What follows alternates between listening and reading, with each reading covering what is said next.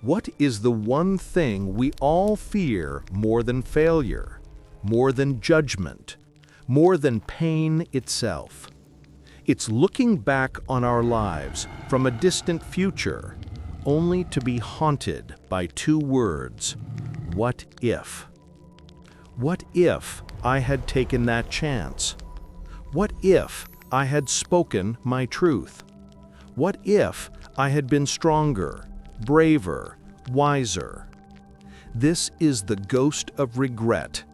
It's a universal pain, a shadow that follows humanity through the ages, whispering about the lives we could have lived. But what if I told you there was an antidote, a timeless operating system for the human mind, forged in the fires of ancient empires and practiced by emperors, playwrights, and warriors to conquer this very fear? It's called Stoicism, and it is not about suppressing emotion. It's about transforming it into a tool for a powerful, purpose-driven life.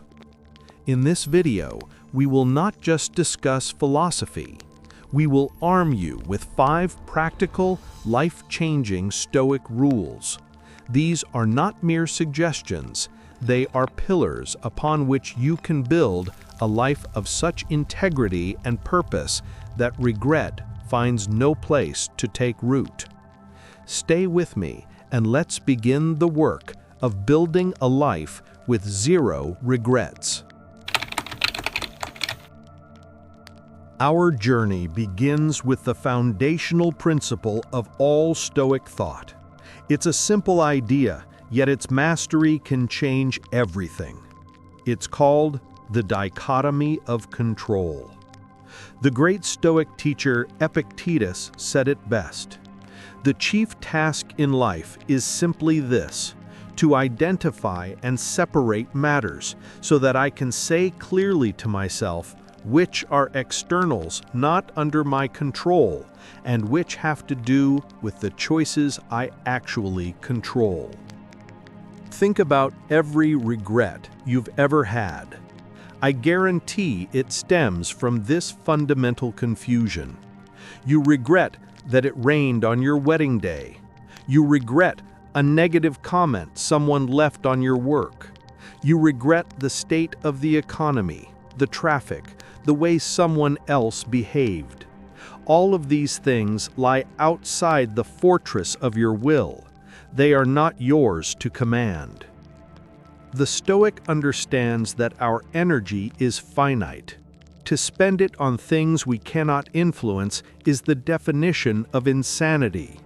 Your true power, your entire kingdom, lies in a very small but absolute domain: your thoughts, your judgments, your actions, and your responses. That's it. Regret is the emotional poison we drink, wishing the external world had been different. But freedom is the clarity that comes from focusing only on our own choices. Did you act with courage? Did you respond with kindness? Did you bring your best effort? If the answer is yes, then the outcome is irrelevant. You have already won. Here is your first actionable practice. Start tomorrow morning by drawing a line down a piece of paper. On one side, write, "Within my control." On the other, "Outside my control." List everything that is causing you anxiety or concern. You will quickly see how much of your mental energy is being wasted on the wrong side of that line. Reclaim it. Focus only on what is yours. This is the first step to a life without regret. The second rule sounds counterintuitive. It feels dark, but it is one of the most powerful tools for generating resilience and gratitude. The Stoics called it premeditatio malorum, the premeditation of evils. In modern terms, practice negative visualization. We spend our lives chasing happiness, desperately trying to avoid any thought of loss or failure. The Stoic does the opposite. In the morning, they take a moment to calmly and deliberately imagine losing the things they value most. Seneca wrote, "He robs present ills of their power who has perceived their coming beforehand." Imagine your career faltering. Imagine losing a loved one. Imagine your health failing. This is not an exercise in anxiety, it is a rehearsal. It is an inoculation against despair. When you mentally rehearse adversity, two remarkable things happen. First, you stripped the shock and terror from potential future events. If they do occur, you have already walked that path in your mind. You will not break.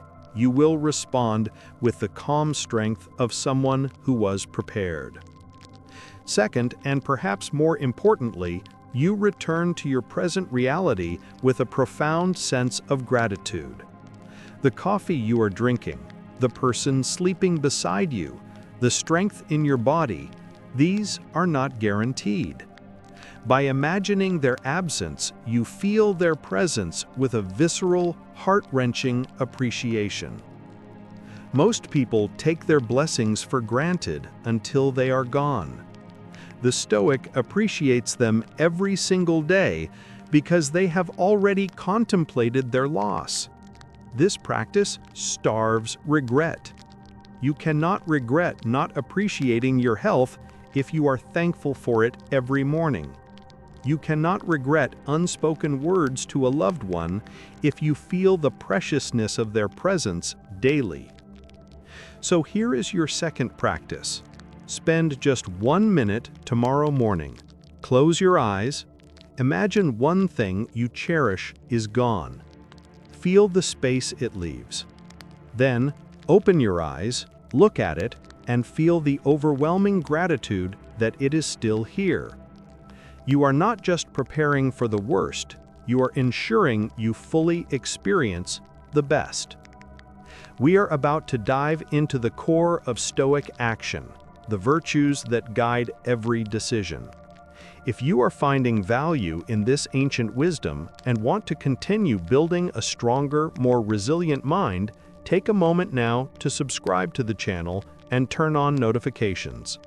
We are committed to bringing you timeless knowledge to help you master your inner world. Now, let's continue with the third rule. What is the goal of life? If you ask most people, they'll say, to be happy. The Stoic would disagree. For them, happiness is a fleeting byproduct. The true goal, the North Star of a meaningful existence, is to live with virtue. This isn't about moral piety. In the Stoic sense, virtue, or arete, means living with excellence. It means acting in accordance with your highest self in every moment. The Stoics defined this excellence through 4 cardinal virtues. First, wisdom, the ability to navigate complex situations with logic, reason, and tranquility. Second, justice, treating others with fairness and respect, even when it's difficult. Third, courage, facing daily challenges and fears, both physical and moral, with bravery. And fourth, temperance, the practice of self-control, discipline, and moderation in all things. This framework is your ultimate compass. Why? Because you can never regret a virtuous action. The outcome of your actions is often out of your control, but the character of your actions is always yours. You might act with courage and still fail. You might act with justice and still be misunderstood. But you will never lie on your deathbed and say, "I regret that I was too brave, too honest, or too fair." It's impossible. Regret is born from the gap between the person we are and the person we know we could be. Virtue closes that gap. So, here is your third practice. Before you make a significant decision, before you send that angry email, before you shy away from a difficult conversation, before you choose the easy path over the right one, pause and ask yourself this one question. What would the most courageous, just, wise, and temperate version of me do right now? Let virtue be your guide, not fleeting emotions or external pressures. When you align your actions with this internal compass, you build a character so solid, so consistent, that regret cannot find a crack to enter. There is a phrase that has echoed through the halls of philosophy for centuries, a stark and sobering reminder that has fueled emperors and inspired artists. It is two simple words: memento mori. Remember, you will die. In our modern culture, we treat death as a taboo, something to be ignored until the very end. The Stoics saw it differently. They saw the awareness of death not as a source of fear, but as a tool of immense power to create priority, meaning, and urgency. Marcus Aurelius wrote to himself, "You could leave life right now. Let that determine what you do and say and think." This is not morbid, it is clarifying. When you truly internalize that your time is finite, the trivialities that consume your daily life are exposed for what they are: meaningless distractions.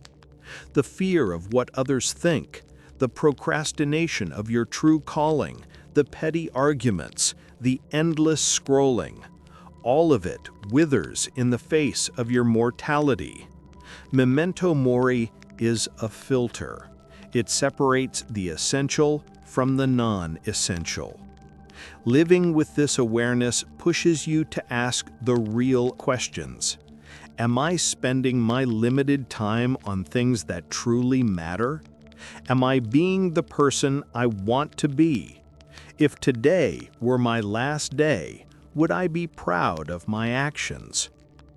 Regret is the tax we pay for a life spent on the non-essential. It is the crushing weight of unrealized potential. Memento mori is the antidote. It is the fire that burns away distraction and illuminates the path of purpose. Here is your fourth practice. It is simple but profound. Place a reminder of your mortality somewhere you will see it daily. It could be a simple skull icon on your phone's home screen, a quote on your desk, or a small object in your pocket. It is not there to scare you. It is there to awaken you. Every time you see it, let it be a silent command. Do not waste this day. Live with purpose. Live fully, for the end is always near. We have arrived at the final and perhaps most challenging Stoic rule. It is the culmination of all the others, the mindset that transforms a life of resilience into a life of beauty and power. It is amor fati, to love your fate. This does not mean passive resignation. It is not simply accepting what happens to you. It is an active, enthusiastic embrace of your entire life, the good, the bad, the beautiful, and the heartbreaking. It is to see every single event not as a blessing or a curse, but as a necessary part of your journey. The great philosopher Friedrich Nietzsche, who was deeply influenced by the Stoics, described it this way: "My formula for greatness in a human being is amor fati, that one wants nothing to be different, not forward, not backward, not in all eternity. Not merely bear what is necessary, still less conceal it, but love it. Think of the most difficult moment of your life, a failure, a betrayal, a loss. Our natural instinct is to wish it never happened. The practitioner of amor fati understands that this very event, this obstacle, was the raw material needed to forge the strength, wisdom, and compassion they have today. To wish it away would be to wish away a piece of themselves. This mindset turns every obstacle into an opportunity. A difficult boss is an opportunity to practice patience. A financial loss is an opportunity to practice resilience. A personal failure is an opportunity to practice humility. Nothing is truly bad, because everything can be used as fuel for the fire of virtue. Here is your final practice. When you are faced with a challenge, a setback, or an outcome you did not want, resist the urge to say, "Why is this happening to me?" Instead, declare with a powerful and defiant voice, "This is an opportunity for me to practice courage, patience, wisdom, etc. This is the path. I will not just walk it, I will love it." This is the ultimate alchemy. It transforms pain into power and fate into freedom. It makes you unbreakable because anything that happens only serves to make you better. Let's bring it all together. The 5 Stoic rules for a life with 0 regrets. 1. The dichotomy of control. Focus your energy only on what is yours to command, your choices and responses. 2. Practice negative visualization. Prepare for loss to cultivate gratitude and resilience. 3. Live with virtue. Let wisdom, justice, courage, and temperance be your unwavering guide. 4. Memento mori.